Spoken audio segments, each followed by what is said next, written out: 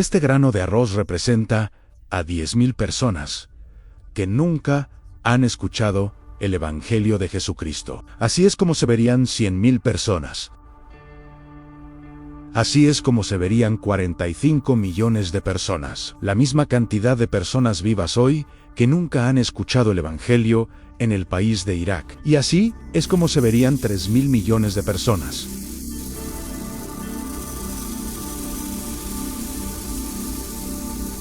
La misma cantidad de personas vivas que nunca han escuchado el Evangelio en todo el mundo. 3.3 millones para ser exactos. Pero ¿quiénes son estas personas? ¿Por qué no han escuchado el Evangelio? ¿Y a dónde irán si viven toda su vida sin escuchar de Jesucristo?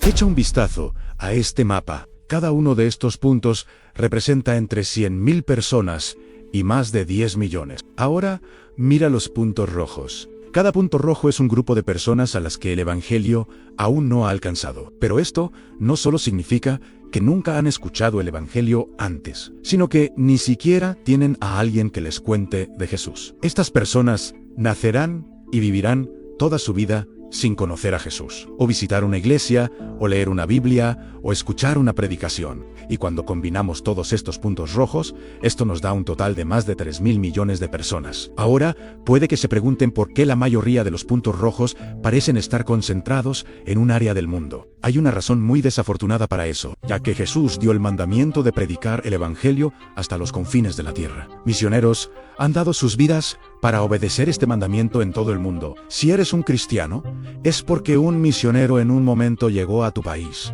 aprendió el idioma y plantó iglesias allí. Así que, ¿por qué no estos países?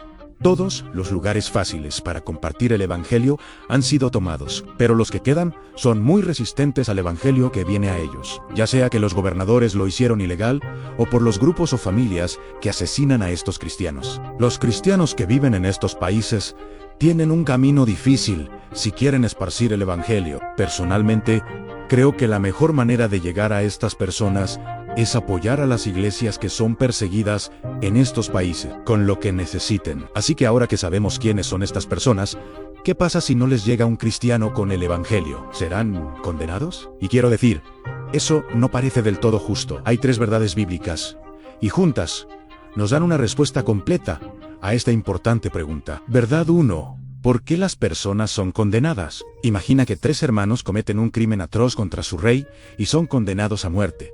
Pero el rey es misericordioso y da un decreto, en el cual, si alguno de los hermanos se muestra humilde y pide perdón antes de que termine la semana, les perdonaría la vida. El primer hermano escuchó el decreto e inmediatamente pidió perdón al rey y se salvó. El segundo escuchó el decreto, pero como estaba lleno de orgullo, no se mostró humilde ni arrepentido. Pero el tercer hermano nunca escuchó el decreto en absoluto, así que él tampoco pidió perdón antes del final de la semana, y por lo tanto, tampoco fue perdonado. Así que, aquí está la pregunta. ¿Fue el rey injusto por no mostrar misericordia al tercer hermano? Claro que no. Aunque el tercer hermano nunca escuchó el decreto, él ya había cometido un crimen horrible, merecedor de justicia. Nunca mereció ser perdonado en primer lugar. Aclaro que esto no es una analogía perfecta, pero aquí está el punto según la Biblia. Somos juzgados por nuestros pecados, no somos juzgados si escuchamos el Evangelio o no. El Evangelio solo nos es dado por la gracia de Dios, y gracia significa obtener lo que no merecemos, porque todos hemos pecado contra Dios, y nuestro castigo es la condenación eterna. La Biblia dice que es solo por el nombre de Jesús que somos salvos. Así que me estás diciendo que todos esos 3,000 millones de personas serán condenados solo porque nunca tuvieron el lujo de crecer en un país cristianizado? Bueno, esa no es exactamente la imagen completa, ¿verdad? 2. Tal vez algunos de ustedes ya escribieron este verso en los comentarios, así que echemos un vistazo juntos. Este pasaje en Romanos está hablando de personas que nunca han escuchado el Evangelio. Dice así: esa gente sabe todo lo que se puede saber acerca de Dios, pues Dios mismo se lo ha mostrado. Por medio de lo que Dios ha creado, todos podemos conocerlo, y también podemos ver su poder. Así que esa gente no tiene excusa. Dios está diciendo aquí que puede ser conocido incluso por el tipo que tiene un hueso en su nariz y que vive en la jungla, y que nunca ha leído una Biblia antes. Incluso dice más adelante en el próximo capítulo que cada persona en la tierra es consciente de la ley moral de Dios. Incluso los que nunca fueron a una iglesia. O sea que saben lo básico del bien y del mal. Pero hay un problema. La Biblia también dice que la mayoría de las personas suprimen la verdad y rechazan a Dios. La mayoría de las personas ignoran lo que instintivamente saben sobre Dios y serán juzgados en base a este rechazo. Pero ¿qué pasa con aquellos que no suprimen la verdad? ¿Qué pasa con la persona que nunca ha escuchado el Evangelio, pero está buscando activamente a Dios en base a lo que Dios les ha revelado?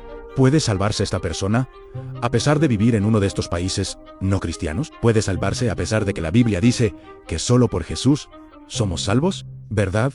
3. De hecho, conocí a alguien que se ajustaba a esta descripción exacta. Cuando no estoy haciendo videos de YouTube, dirijo el ministerio de misiones en mi iglesia local y he tenido la oportunidad de visitar algunos de los países más inalcanzables, incluido Irak. Aquí es donde conocí a mi amigo al que vamos a llamar Abe. Abe se crió en una familia musulmana y no sabía nada de Jesús o de ser cristiano. Trató de ser un buen musulmán, pero sabía en su corazón que había más de Dios de lo que le habían enseñado. A los 17 años se sintió perdido y deprimido hasta que un día tuvo un sueño. En su sueño, estaba sentado en el suelo, en la esquina de una habitación vacía, cuando de repente escuchó una voz que le decía que mirara hacia arriba. Miró hacia arriba para ver a un hombre vestido de blanco que tenía ojos como el fuego. Este hombre lo levantó y lo abrazó justo antes de que se despertara.